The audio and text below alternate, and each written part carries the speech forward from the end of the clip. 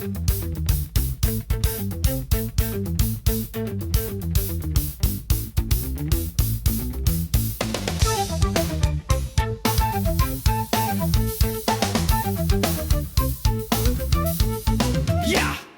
Hamelin town's in Brunswick, my famous Hanover city.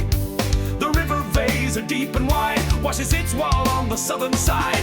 A pleasanter spot you never spied. But when begins my ditty? Almost 500 years ago. To see the townsfolk suffer so from vermin was a pity. Rats!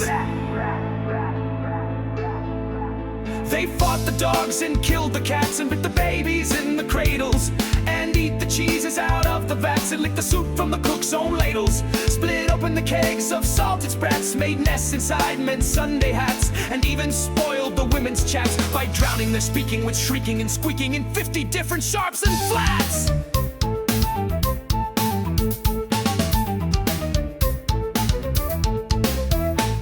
At last the people in a body to the town hall came flocking. 'Tis clear, cried they, our mayors are naughty, and as for our corporation, shocking.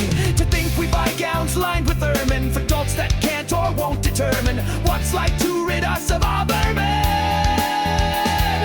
Rouse up, sirs, give your brains a racking to find the remedy. We're lacking, or sure as fate, we'll send you packing.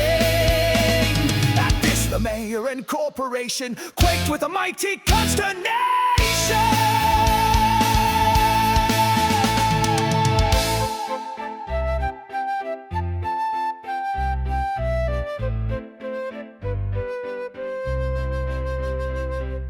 Now they sat in council.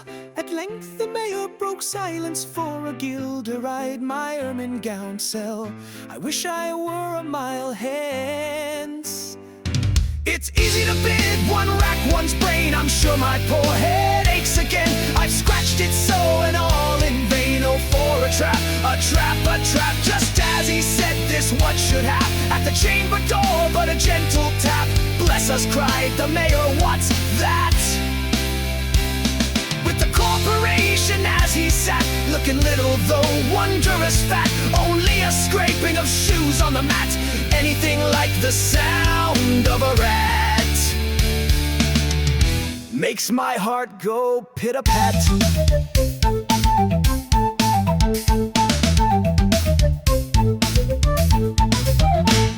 Come in, the mayor cried, looking bigger, and in did come the strangest figure. His queer long coat from heel to head was half of yellow and half of red, and he himself was tall and thin, with sharp blue eyes, each like a pin, and light loose hair, yet swarthy skin. No tuft on cheek, nor beard on chin, but lips where smiles went out and in. There was no guessing his kith and kin, and nobody could enough admire the tall man and his quaint attire. Quoth one, it's as my great-grandsire, starting up at the trump of doom's tone, had walked this way from his painted tombstone.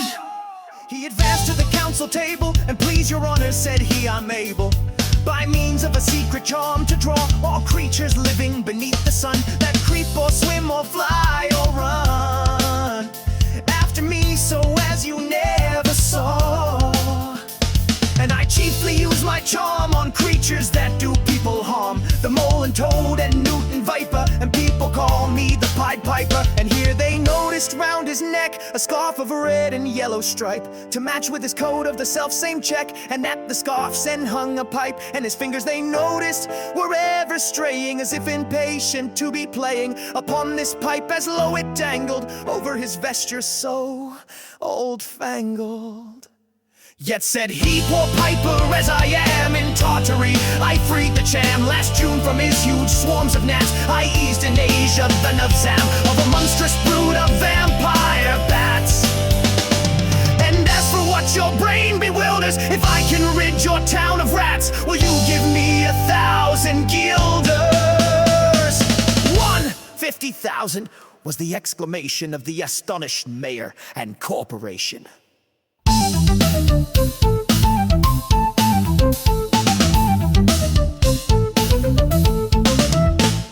Into the the street the piper stepped, smiling first a little smile, as if he knew what magic slept in his quiet pipe the while.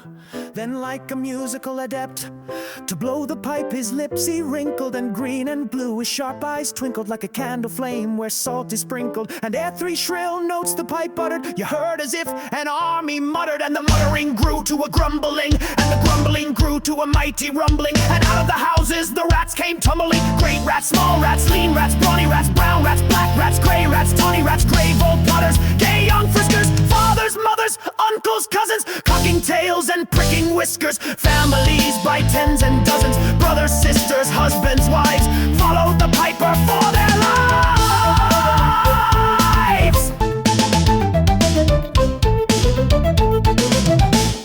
From street to street he piped, advancing, and step for step they followed, dancing, until they came to the river Weser, wherein all plunged and perished, save one who, stout as Julius Caesar, swam across and lived to carry, as he the manuscript he cherished, to Ratland home his commentary,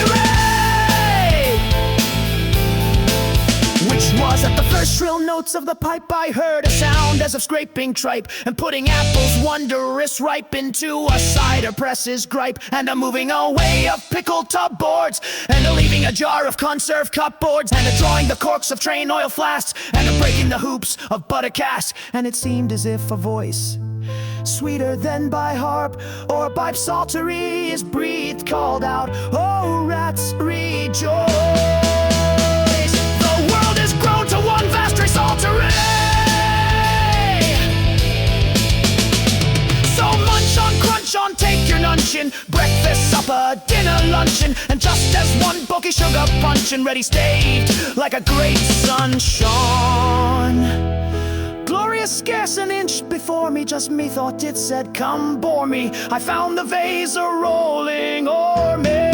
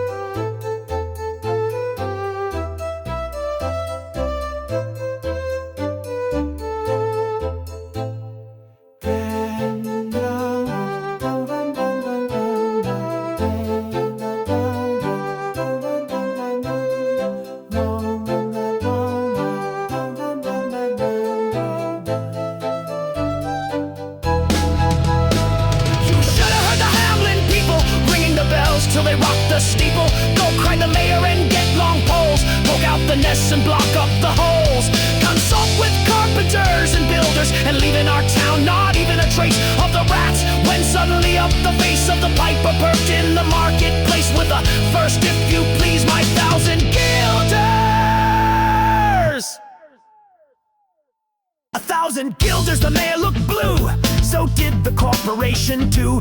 For council dinners made rare havoc, with claret, moselle, vindigrave, hock, and half the money would replenish their cellar's biggest butt with Rhenish, to pay this sum to a wandering fellow with a gypsy coat of red and yellow. Beside, quoth the mayor with a knowing wink, our business was done at the river's brink. We saw with our eyes the vermin sink, and what's dead can't come to life, I think. So friend, we're not the folks to shrink from the duty of giving you something for drink, and a matter of money to put in your poke. But as for the guilders, what we spoke of them, as you very well know, was in joke. Beside, our losses have made us thrifty. 1,000 guilders, come take 50.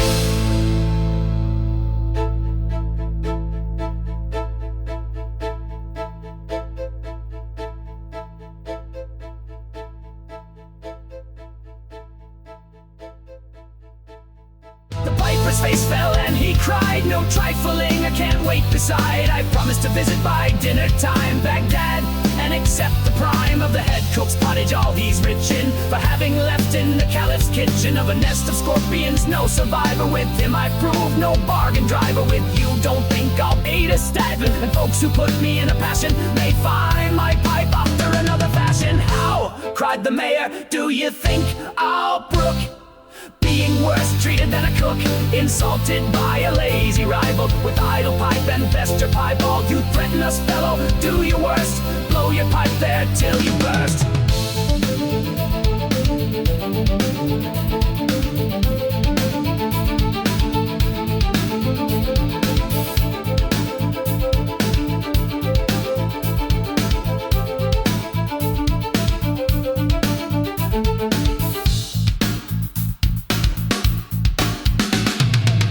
Once more he stepped into the street, and to his lips again laid his long pipe, a smooth straight cane, and airy blew 3 notes, such sweet, soft notes as yet musicians cunning never gave the enraptured air. There was a rustling that seemed like a bustling of merry crowds justling and pitching and hustling. Small feet were pattering, wooden shoes clattering, little hands clapping and little tongues chattering. And like fowls in a farmyard when barley is scattering, out came the children running. All the little boys and girls with rosy cheeks and flaxen curls and sparkling eyes and teeth like pearls, tripping and skipping ran merrily after the wonderful music with shouting and laughter.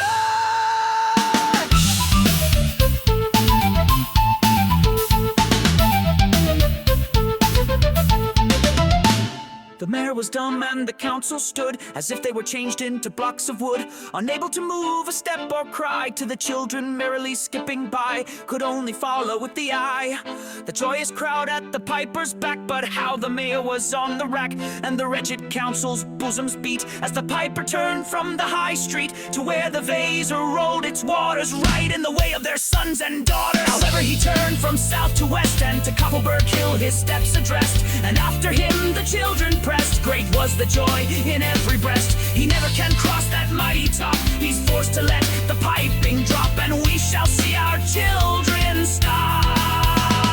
When lo, as they reached the mountainside, a wondrous portal opened wide, as if a cavern once suddenly hollowed, and the piper advanced and the children followed. And when all were into the very last, the door in the mountainside shut fast.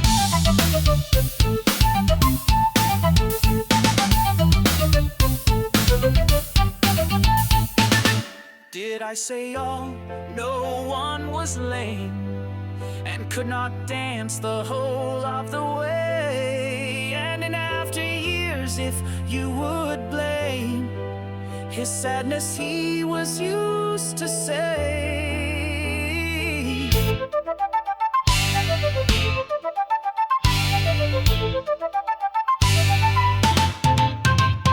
it's dull in our town since my playmates left. I can't forget that I'm bereft of all the pleasant sights they see, which the piper also promised me. For he led us, he said, to a joyous land, joining the town and just at hand, where waters gushed and fruit trees grew and flowers put forth a fairer hue, and everything was strange and new. The sparrows were brighter than peacocks here, and the dogs outran our fallow deer, and honeybees had lost their stings, and horses were born with eagles' wings. And just as I felt assured my lame foot would be speedily cured, the music stopped and I stood still, and found myself outside the hill, left alone against my will, to go now limping as before, and never hear of that country more. Alas, alas for Hamelin, there came into many a burr's pate a text which says that heaven's gate opes to the rich at as easy a rate as the needles I takes a Hamelin. The mayor sent east, west, north, and south to offer the piper by word of mouth. Wherever it was men's lot to find him, silver and gold to his heart's content, if he'd only return the way he went, and bring the children behind him.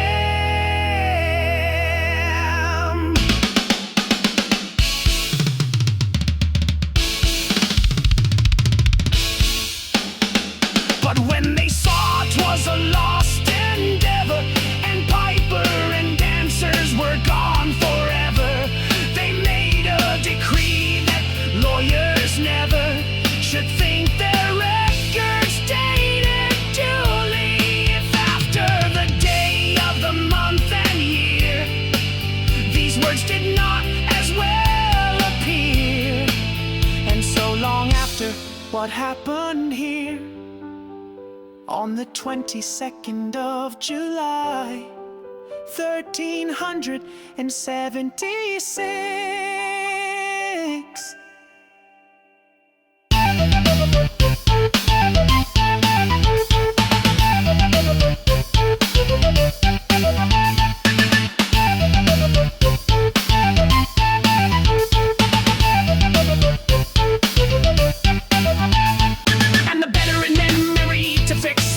Of the children's last retreat, they called it the Pied Piper's Street, where anyone playing on pipe or tabor, sure for the future to lose his labor, nor suffered they hostelry or tavern. To shock with mirth the streets so solemn, but opposite the place of the cavern, they wrote the story on a column, and on the great church window painted the same to make the world acquainted how their children were stolen away, and there it stands to this very day. And I must not omit to say tribe of alien people who ascribe the outlandish ways and dress on which their neighbors lay such stress to their fathers and mothers, having risen out of some subterraneous prison into which they were trepanned long time ago in a mighty band out of Hamelin town in Brunswick land. But how or why they don't understand. So will he let you and me be wipers of scores out with all men, especially pipers, and whether they pipe us from rats or from mice,